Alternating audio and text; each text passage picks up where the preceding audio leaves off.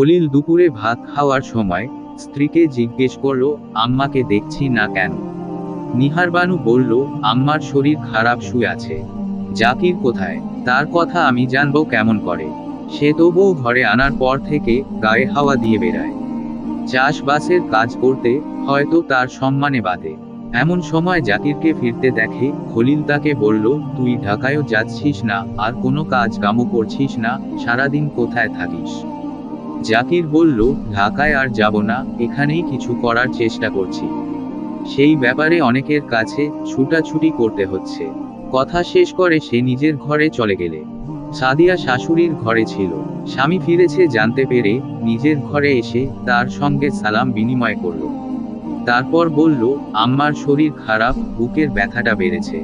জাকির তাকে সঙ্গে নিয়ে মায়ের ঘরে এসে দেখল সে উঠে বসেছে।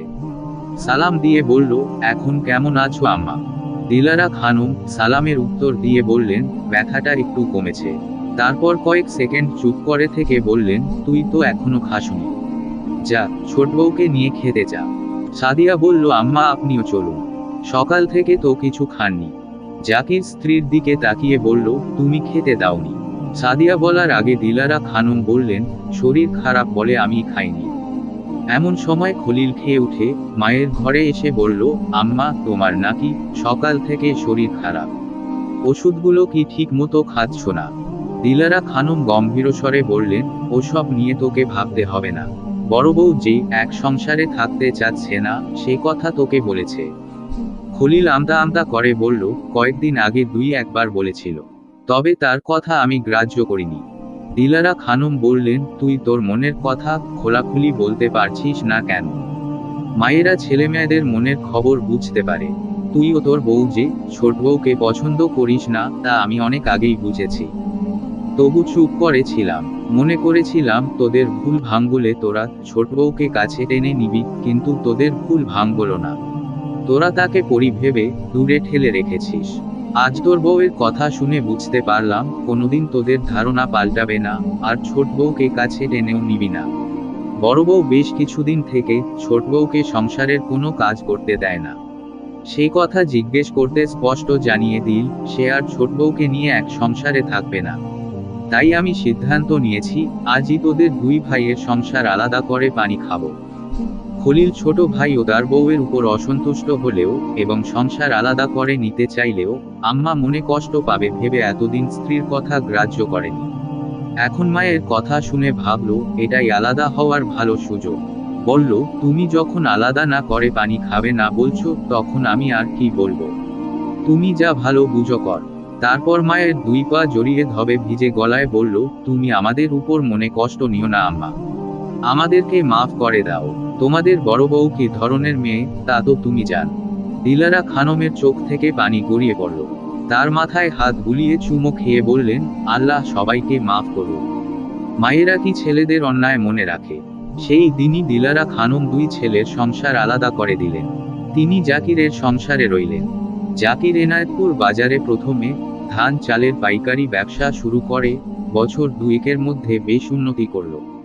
তার খুব ইচ্ছা পাটের ব্যবসা করার, কিন্তু টাকার কথা ভেবে মনের ইচ্ছা মনে গোপন করে রাখল।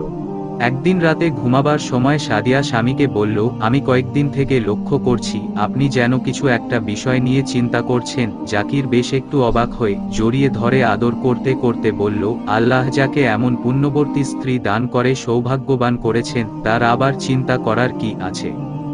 সাদিয়া আদরের প্রতিদান দিয়ে বলল, আমি কিন্তু ওইসব উদ্দেশ্য করে বলিনি। তাহলে তোমার উদ্দেশ্যটা বলো। মনে হচ্ছে ব্যবসায়িক ব্যাপার নিয়ে আপনি চিন্তা করছেন। তা অবশ্য করছি। আমাকে একটু ছাড়ুন তো। কেন বললে তবে ছাড়বো? বলবো তো নিশ্চয়, তার আগে আমাকে উঠে বসতে হবে। জাকির ছেড়ে দিতে সাদিয়া উঠে বসল। তারপর তক্তপোষ থেকে থেমে নিজের সুটকেস খুলে একটা পুটলি বের করে এনে তার হাতে দিয়ে বলল, এগুলো আম্মার গহনা। বিয়ের সময় আম্মা আমাকে দিয়েছিলেন, আমি পারিনি। এগুলো বিক্রি করে ব্যবসাতে লাগান। জাকির খুব অবাক হয়ে বলল, আমার যে টাকার দরকার তা তোমাকে কে বলল? কেউ না বললেও আমি বুঝতে পেরেছি টাকা পেলে আপনি ব্যবসাটা আরো বড় করতে পারবেন। জাকির আরো অবাক হয়ে বলল, কি করে তা বুঝলে? সাদিয়ার মুখ থেকে হঠাৎ করে বেরিয়ে গেল, আল্লাহ পাকের ইচ্ছায় আমি আরো অনেক কিছু বুঝতে পারি। জাকির আরো বেশি অবাক হয়ে তার মুখের দিকে তাকিয়ে থেকে বলল, কিন্তু কেমন করে বুঝতে বলবে তো। সাদিয়া নিজের ভুল বুঝতে পেরে বুদ্ধি খাটিয়ে বলল, আপনার মুখের দিকে তাকিয়ে মনের খবর বলতে পারি। তাছাড়া স্ত্রী হয়ে যদি স্বামীর মন বুঝতে না পারি, তাহলে স্ত্রী হলাম কেন?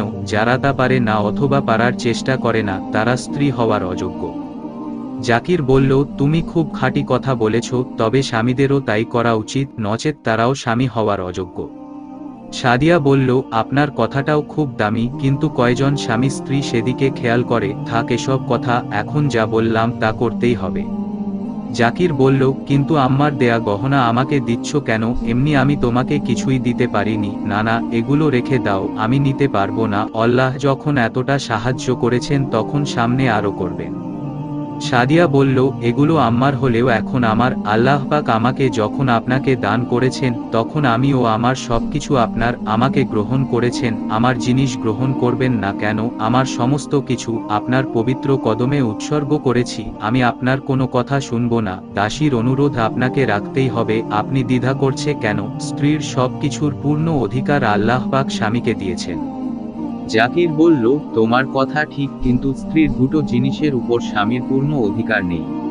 তার একটা হলো দেন মোহর বাবদ সে যাবায়, আর অন্যটা হলো স্ত্রী মা বাপের কাছে থেকে যাবায়। এটা হাদিসের কথা। সাদিয়া বলল, এই হাদিস আমিও জানি, কিন্তু হাদিসে আরও আছে, স্ত্রী যদি খুশি মনে স্বেচ্ছায় সেসব স্বামীকে দেয় তাহলে গ্রহণ করতে পারে। যে স্ত্রী তা করে থাকে তার প্রতি আল্লাহ ও তার রসুল সাল্লাল্লাহু আলাইহি ওয়াসাল্লাম সন্তুষ্ট হন, আমি তাদের সন্তুষ্টির জন্য দিচ্ছি।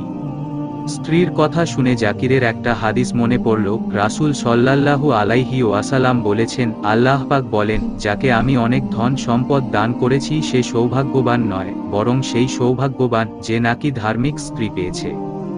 হাদিসটা মনে পড়তে সাদিয়ার কথা ভেবে জাকিরের চোখে পানি এসে গেল। তাকে আলিঙ্গনবদ্ধ করে ভিজে গলায় আল্লাহ পাকের শুকরিয়া আদায় করে বলল, তোমাকে পেয়ে আমি যে কত সুখী তা বোঝাতে পারবো না। স্বামীর কথায় আনন্দে সাদিয়ার চোখেও পানি এসে গেল।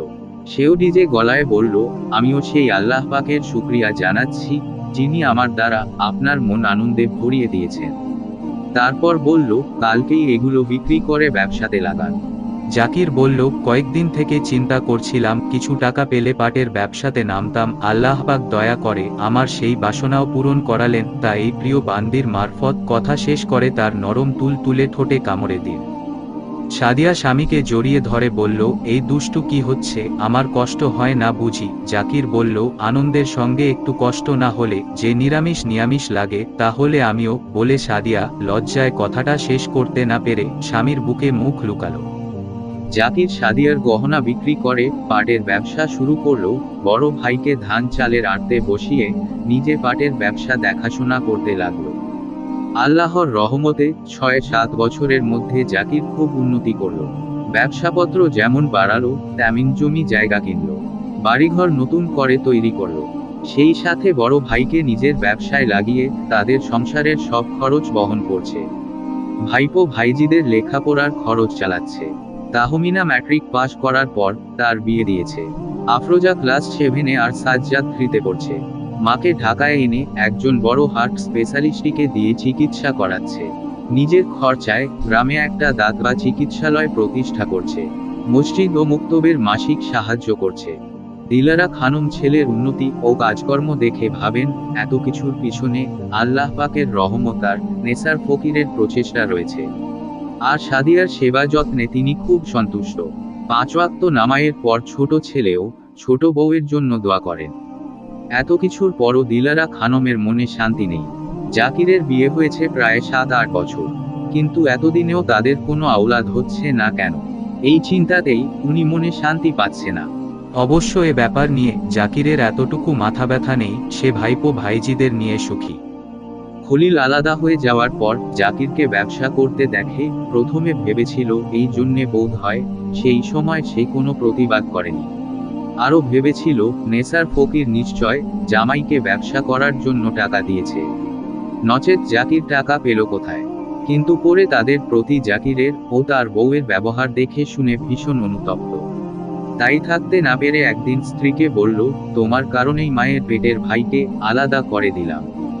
নিহারবানু সবকিছু দেখে শুনে তাদের প্রতি খুশি হলেও হিংসা ত্যাগ করতে পারেনি। স্বামীর কথা শুনে বলল, তুমি যতই বলো, জাকির ভাইয়ের বউ কিন্তু পরী। ওর দ্বারাই তার অত উন্নতি। শুনেছি পরীদের অনেক টাকা থাকে। পরীর টাকাতেই জাকির ভাই অত বড়লোক হয়েছে। তাছাড়া ছোট বউ যদি পরী না হতো তাহলে এত বছর হয়ে গেল ছেলে মেয়ে হচ্ছে না কেন? খলিল হেসে উঠে বলল, এতদিনেও তোমার মাথা থেকে পরীর ভূত গেল না? ছোট বউ পরী নয়, আমি মৌলভী সাহেবকে জিজ্ঞেস করেছিলাম, উনি বললেন পরীর সঙ্গে মানুষের বিয়ে হয় না। নিহারবানু বলল, জাকির ভাইয়ের বউ পরী হোক আর না হোক, তার পেটে ছেলে মেয়ে হয়নি, এটাই আমার শাস্তি। কেন কেন আবার? তাদের ছেলে মেয়ে হলে জাকির ভাই কি আর আমাদেরকে এত সাহায্য করত না? আমাদের ছেলে মেয়েদের মানুষ করত। তাছাড়া ওদের ছেলে মেয়ে না হলে সবকিছু আমাদের হয়ে যাবে। খলিল খুব রেগে গিয়ে বলল, পাগলের মতো কি যাতা বলছো? দোয়া করি আল্লাহ যেন তাড়াতাড়ি ওদের ঘরের সন্তান দেয়। নিহারবানু মুখ গোমরা করে বলল, তুমি দোয়া করো আর যাই করো, দেখে নিও ওদের ছেলে পুলে হবে না। এই কথা বলে মুখ ছামটা দিয়ে সেখানে থেকে চলে গেল। দিলারা খানম একদিন জাকিরকে বললেন, এত বছর হয়ে গেল তোদের ছেলে মেয়ে হচ্ছে না কেন? জাকির লজ্জা পেয়েও হেসে ফেলে বলল, আম্মা তুমি কি বলছো? ছেলে মেয়ে হওয়া আল্লাহ পাকের হাতে। কেন হচ্ছে না তা তিনিই জানেন। তাছাড়া সময় কি পালিয়ে যাচ্ছে নাকি? আল্লাহ ইচ্ছা করলে বুড়ো বয়সেও দিতে পারেন। ছেলের কথা শুনে দিলারা খানম হেসে ফেললেন। বললেন, পাগল ছেলের কথা শোন, আমিও তো সেই কথা জানি, তবু একটু ডাক্তারপত্র বা তদবির করা উচিত। জাকির বলল, সে কথা তোমার বউকে বলেছিলাম, বলল ডাক্তারপত্র লাগবে না, আবার সঙ্গে কথা বলে দেখতে পারো। দিলারা খানম বললেন, বউ তো ভালো কথাই বলেছে, তুই ওকে বলিসনি কেন? জাকির বলল, ব্যবসার কাজে সময় করে উঠতে পারছি না, দেখি একদিন সময় করে যাব। দিলারা খানম বললেন, হ্যাঁ তাই যা, ব্যবসা করে এদিকে খেয়াল করবি না, এ কেমন কথা? আজকালের মধ্যে তোর শ্বশুরের সঙ্গে দেখা কর। জাকির বলল, ঠিক আছে তাই করব। জাকির মাকে বলল বটে, কিন্তু যাব করেও 1 সপ্তাহ কেটে গেল। এর মধ্যে একদিন নেসার ফকির মেয়ের বাড়ি এলেন। আপায়নের পর পর্দার আড়াল থেকে দিলারা খানম ওকে বললেন, বিআই সাহেব, একটা ব্যাপারে জাকিরকে আপনার সঙ্গে দেখা করার জন্য তাগিদ দিচ্ছিলাম। ও তো ব্যবসা নিয়েই পাগল, সময়ই করে উঠতে পারেনি। আপনি যে ওকে ব্যবসার কি লাইন দেখালেন, সংসারের কোনো দিকে যদি খেয়াল করে। নেসার ফকির মৃদু হেসে বললেন, আপনি যাই বলুন, জামাই বাবাজি কিন্তু ব্যবসা খুব ভালো বুঝে। তা আমার কাছে তাকে পাঠাতে চেয়েছিলেন কেন? দিলারা খানম বললেন, এত বছর হয়ে গেল ওদের ঘরে কোনো আওলাদ হয় না, তাই কিছু তদবির করার জন্য আপনার কাছে যেতে বলেছিলাম। ডাক্তারপত্র করার জন্য জাকিরকে বলেছিলাম, কিন্তু বৌমা তাতে রাজি নয়। নেসার ফকিরের ঠোঁটে মৃদু হাসি ফুটে উঠে মিলিয়ে গেল। কোনো কথা না বলে চুপ করে রইলেন। দিলারা খানম কিছুক্ষণ অপেক্ষা করে বললেন, বিআই সাহেব কিছু বলছেন না যে? নেসার ফকির একটা দীর্ঘ নিঃশ্বাস ফেলে বললেন, আপনার গর্ভেও অনেক দেরিতে সন্তান এসেছে, এত তাড়াহুড়ো করছেন কেন? দিলারা খানম শুনে চমকে উঠে অবাক হয়ে বললেন, কিছু মনে করবেন না বিআই সাহেব, আপনি সে কথা জানলেন কেমন করে? নেসার ফকির বললেন, মাফ করবেন, সেই কথা জানাতে আমি অক্ষম। তবে আমার মনে হয় 2-1 বছরের মধ্যে নাতি বা নাতনির মুখ আল্লাহ পাক আপনাকে দেখাবেন। আপনার চিন্তা করার কোনো কারণ নেই, সবকিছু আল্লাহ পাকের মর্জি। আপনি সাদিয়াকে 1 গ্লাস পানি নিয়ে আসতে বলুন। দিলারা খানম সাদিয়াকে ডেকে 1 গ্লাস পানি নিয়ে তার আব্বার কাছে যেতে বললেন। সাদিয়া পানি নিয়ে এলে নেসার ফকির তার হাত থেকে গ্লাসটা নিয়ে দম করে মেয়ের হাতে ফেরত দেওয়ার সময় বললেন, রাতে ঘুমোবার সময় তুমিও জাকির খাবে। তারপর ঝোলা থেকে একটা শেফল বের করে তার হাতে দিয়ে বললেন, পানি খাবার পর এটাও 2 জনে খাবে। সাদিয়া পানির গ্লাস ও শেফল রাখার জন্য ঘরে চলে গেল। নেসার ফকির বিয়ানকে উদ্দেশ্য করে বললেন, জাকির ঘরে আসে কখন? এশার নামাজের পর আসে, দুপুরে আসে না, সব দিন আসে না। যেদিন আসে না সেদিন একজন কর্মচারী এসে ভাত নিয়ে যায়। আমি আজই চলে যাব, তার সঙ্গে দেখা করা দরকার। আপনি মেয়ে জামাইয়ের বাড়িতে কখনো থাকেন না, আসেনও খুব কম, আজ আপনাকে থাকতে হবে। আমি ফকির মানুষ, কোথাও থাকতে পারি না। তাছাড়া আপনি তো জানেন আপনার বিয়ান ঘরে একা। জাকিরকে বরং আমার কথা বলে কাউকে দিয়ে খবর পাঠান। সাদিয়া ফিরে এসে শাশুড়ির কাছে ছিল। আব্বা থেমে যেতে শাশুড়িকে বলল, আমার জান হওয়া থেকে আব্বাকে কোথাও রাত কাটাতে দেখিনি, আপনি আপনার ছেলেকে ডেকে আনার ব্যবস্থা করুন। দিলারা খানম বললেন, ঠিক আছে, তাই করছি। শাশুড়ি সেখান থেকে চলে যাওয়ার পর সাদিয়া আব্বাকে নিয়ে নিজের ঘরে এনে বসালো। জাকির শ্বশুরের খবর পেয়ে ঘণ্টাখানের মধ্যে ঘরে এসে প্রথমে সালাম দিল, তারপর বেখেয়ালে মাথা নিচু করে কদমবুসি করতে গেল। নেসার ফকির সালামের উত্তর দিয়ে তাড়াতাড়ি তার হাত ধরে দাঁড় করিয়ে বললেন, কদমবুসি করার তরিকা যদি রাখতে না পারো তাহলে না করাই ভালো, কারণ মাথা নিচু করে কদমবুসি করা কবিরা গুনাহ। মাথা শুধু আল্লাহ পাকের কাছে নিচু হবে, অন্য কারো কাছে নয়। তারপর এক হাতে মেয়েকে অন্য হাতে জামাইকে ধরে বললেন, আল্লাহ পাক তোমাদের উপর রহমত বর্ষণ করুক, তোমাদের মনের নেক বাসনা পূরণ করুক। খবরদার আল্লাহ পাকের সঙ্গে কোনো দিন শরিক করবে না। আল্লাহ ও তার রসুল সাল্লাল্লাহু আলাইহি ওয়াসাল্লামের হুকুম সর্বক্ষেত্রে মেনে চলবে। আর মায়ের সঙ্গে মধুর ব্যবহার করবে, কখনো কটু কথা বলবে না। তারপর তাদের দুইজনের মাথায় চুমো খেয়ে ছেড়ে দিয়ে জাকিরকে উদ্দেশ্য করে বললেন, দুনিয়াদারি করতে গিয়ে আল্লাহ ও তার রসুল সাল্লাল্লাহু আলাইহি ওয়াসাল্লামের পথ থেকে এতটুকুও সরে যাবে না। দুনিয়াদারির উচ্চ আশা মানুষকে জাহান্নামের পথে নিয়ে যায়, আর তাতে ইন্ধন যোগায় শয়তান। আল্লাহ পাক কুরআনের বহু জায়গায় বলেছেন, তোমরা শয়তানের পদাঙ্গ অনুসরণ করো না, কারণ শয়তান তোমাদের প্রকাশ্য শত্রু। জাকির বলল, ইনশাআল্লাহ, আমরা আপনার কথা মেনে চলার চেষ্টা করব। সেদিন নেসার ফকির দুপুরে খাওয়া দাওয়ার পর সকলের কাছে থেকে বিদায় নিয়ে চলে গেলেন।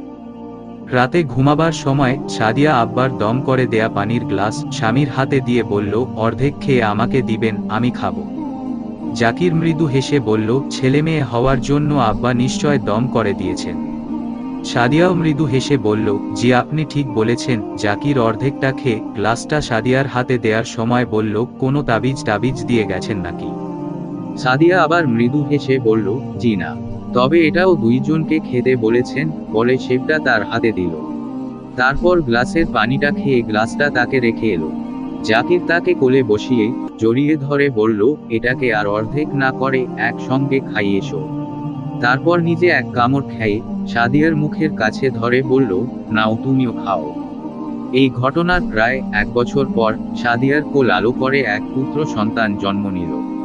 যে রাতে সন্তান জন্মালো সেদিন সন্ধ্যের পর থেকে সাদিয়া প্রসব ব্যথা হচ্ছে বুঝতে পেরেও শাশুড়িকে কিছু বলল না। খাওয়া দাওয়ার পর স্বামীকে বলল, আপনি আশপাশের রুমে থাকবেন, আর এই কথা কখনো কাউকে বলবেন না, এমনকি আম্মাকেও না। জাকির বলল, কিন্তু আমার মনে হচ্ছে তোমার শরীর খারাপ, যদি বাচ্চা টাচ্চা হয় তখন কি হবে? আম্মাকে জানাতে হবে না? সাদিয়া বলল, জি না, জানাবেন না। তারপর তার দুটো হাত ধরে চোখের পানি ফেলতে ফেলতে বলল, আপনার কথার অবাধ্য কখনো হইনি, আর আপনার কাছে কোনো অনুরোধও করিনি, আজ আমার এই অনুরোধটুকু রাখতেই হবে। জাকির তার চোখের পানি মুছে দিয়ে বলল, ঠিক আছে, তাই হবে, কিন্তু তোমার কোনো অসুবিধে? সাদিয়া তাকে থামিয়ে দিয়ে বলল, কোনো অসুবিধে হলে তখন আপনাকে ডাকবো, তবে আমি না ডাকা পর্যন্ত আমার কাছে আসবেন না। জাকির স্ত্রীকে আদর করে পাশের রুমে ঘুমাতে গেল। ওই রুমে যাওয়ার জন্য ভিতর থেকেও দরজা আছে। সাদিয়া স্বামীর সঙ্গে এসে বিছানা ঠিক করে দিল, তারপর তাকে ঘুমাতে বলে নিজের রুমে ফিরে এসে দরজা বন্ধ করে খুব আস্তে ছিটকিনি লাগিয়ে দিল। জাকির সাদিয়ার চিন্তায় জেগে থাকার চেষ্টা করল, কিন্তু আজ যেন তার 2 চোখ রাজ্যের ঘুম এসে চেপে ধরল। কিছুক্ষণের মধ্যে সেই গভীর ঘুমে আচ্ছন্ন হয়ে পড়ল। একবারে ভোরে মুয়াজ্জিনের আজান শুনে তার ঘুম ভাঙল। বিছানা ছেড়ে উঠে দরজায় কান লাগিয়ে পাশের রুমে কোনো সারা শব্দ না পেয়ে ভাবল, তাহলে রাতে সাদিয়ার কোনো অসুবিধে হয়নি। তারপর সে মসজিদে নামাজ পড়তে চলে গেল। নামাজ পড়ে ফিরে এসে বাইরের দিকে দরজা একটু খোলা দেখে ঠেলে ভিতরে ঢুকে যে দৃশ্য দেখল তাতে সে বিস্ময়ে হতবাক হয়ে এক দৃষ্টিতে সেদিকে তাকিয়ে রইল। সাদিয়া একটা চাঁদের মতো ফুটফুটে বাচ্চা কোলে নিয়ে খাটের উপর বসে আছে। স্বামীকে ওইভাবে তাকিয়ে থাকতে দেখে সাদিয়া মৃদু হেসে বলল, আল্লাহ পাকের রহমতে কোনো অসুবিধে হয়নি, তাই আপনাকে বিরক্ত করিনি। জানেন, আমাদের পুত্র সন্তান হয়েছে। সাদিয়ার কথা জাকিরের কানে গেল না। সে তখন ভাবির ছেলেমেয়ে হওয়ার সময় যে সব ঘটনা ঘটে সেসব ভাবছিল। প্রসবের সময় পাড়ার ধাইমাকে ডাকা হয়, কত বয়স্কা মেয়েরা এসে ভিড় করে। বড় মেয়ে তাহমিনা হওয়ার সময় ভাবি 2-3 দিন প্রসব ব্যথায় কষ্ট পেয়েছিল। তাদের তখন আর্থিক অবস্থা খারাপ ছিল, টাকার জন্য বড় ডাক্তার আনতে পারেনি। শেষে ভাবির কান্নাকাটি দেখে আম্মার কথায় ভাইয়া টাকা ধার করে হাসপাতাল থেকে একজন বড় ডাক্তার এনেছিল। তিনি একজন নার্স সহ একদিন থেকে প্রসব করিয়ে গেছেন। আর সাদিয়া প্রথম বাচ্চা প্রসব করলো, অথচ বাড়ির কেউ জানতে পারল না। তাছাড়া প্রসবের পর কোয়াতির যে অবস্থা হয়, সাদিয়ার মধ্যে সে সবের কণামাত্র দেখতে পেল না। জাকিরের কাছে ব্যাপারটা অলৌকিক বলে মনে হতে লাগলো।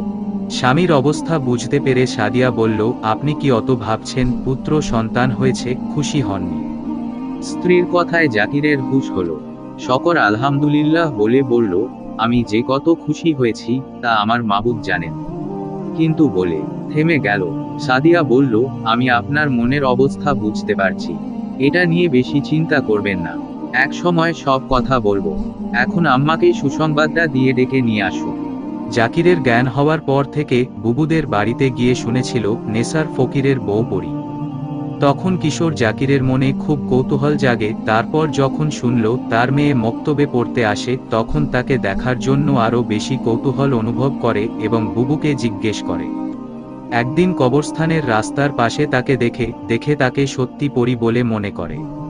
সেই থেকে সাদিয়ার মুখের ছবি 1 সেকেন্ডের জন্যও ভুলতে পারেনি। তাই প্রতি মাসে 8-10 মাইল হেঁটে এসে বুবুদের বাড়িতে একদিন থাকত এবং সাদিয়ার সঙ্গে একই জায়গায় দেখা করত। পরে সাদিয়া যখন স্কুলে পড়ে তখন 2 জনের মধ্যে আলাপ হতে থাকে এবং 2 জন দুজনকে ভালোবেসে ফেলে। ম্যাট্রিক পরীক্ষা দেওয়ার পর একদিন সাদিয়াকে বলল, তোমাকে আমি বিয়ে করতে চাই। সাদিয়া তখন বলল, আমিও তাই চাই, কিন্তু আমার আব্বা আম্মা রাজি হবেন না। শুনে জাকির বলল, তোমাকে পাওয়ার জন্য আমি আমার জীবন পর্যন্ত বাজি রাখব। সাদিয়া বলল, আমিও। তারপর সাদিয়ার যখন স্কুল বন্ধ করে দিল এবং তার সঙ্গে দেখা করতে পারল না, তখন জাকির নেসার ফকিরের সঙ্গে দেখা করে। তাদের ঘরে গিয়ে যা দেখেছিল, খেয়েছিল এবং নেসার ফকির যে সব বলেছিলেন তাতে সাদিয়াকে ও তার মাকে পরী বলে ধারণা হয়েছিল।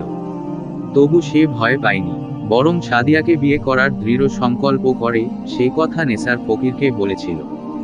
বিয়ের পর সাদিয়ার কথাবার্তায়, আচার ব্যবহারে এবং তার শরীরগুলোর মতো নরম জানতে পেরে দৃঢ় ধারণা জন্মায় সে পরী। কিন্তু সে কথা সে কাউকে ঘুণাক্ষরেও বলেনি, বরং যখন সমবয়সী বন্ধুরা সাদিয়া পরী কিনা জিজ্ঞেস করেছে, তখন হেসে উঠে উড়িয়ে দিয়ে বলেছে, দূর বোকা, পরীর সঙ্গে কি কখনো মানুষের বিয়ে হয়?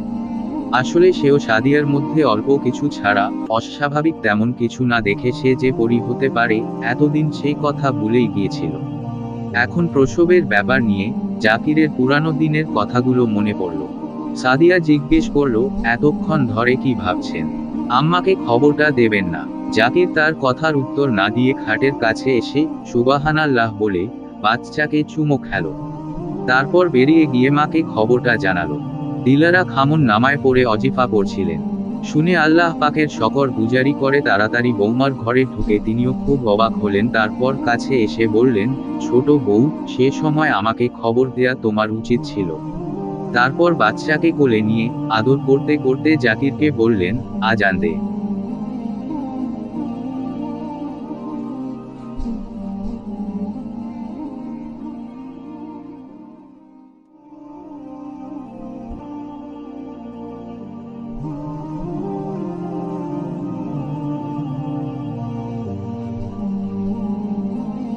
গল্পটি কেমন লাগলো কমেন্ট করে জানাবেন। আজকের মতো বিদায় নিচ্ছি, দেখা হবে আগামী পর্বে। আসসালামু আলাইকুম।